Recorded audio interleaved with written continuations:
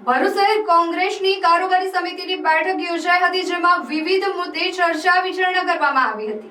ભરૂચ જિલ્લા કોંગ્રેસ કાર્યાલય ખાતે શહેર કોંગ્રેસ સમિતિની કારોબારીની બેઠકનું આયોજન કરવામાં આવ્યું હતું। આ બેઠકમાં શહેર કોંગ્રેસ પ્રમુખ સલીમ અમદાવાદી, નગરપાલિકામાં વિપક્ષના નેતા શમશાદ અલી સૈયદ, ઇકબાલ કલકલ, જુબેર પટેલ સહિતના આગેવાનો તેમજ કાર્યકરો ઉપસ્થિત રહ્યા હતા।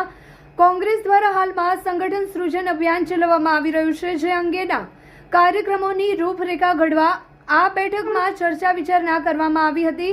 આગામી સમયમાં ગુજરાતમાં યોજાનાર સ્થાનિક સ્વરાજ્યની સંસ્થાઓની ચૂંટણી તેમજ વિધાનસભાની ચૂંટણીને ધ્યાને રાખી કોંગ્રેસ દ્વારા વિવિધ કાર્યક્રમો કરવામાં આવશે અને સંગઠનને વધુ મજબૂત બનાવવા પર ભાર મૂકવામાં આવ્યો છે।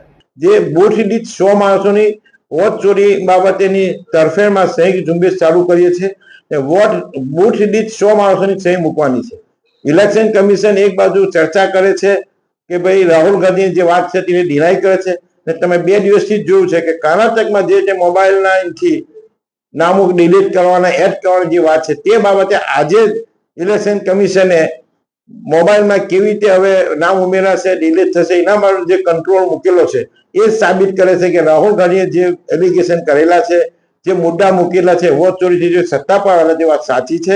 એ બાબતે અમે રોડ પર લઈ જઈ, લોકો સુધી જઈ ને આગામી સમયમાં ભાજપ સરકારની જે પણ પોલ ખોલ છે તમામ પોલ ખોલી ને લોકો સુધી માધ્યમથી લોકોને પહોંચવાની અમે કોશિશ કરીશું। એ આજનો અમારો મહત્વનો મુદ્દો હતો।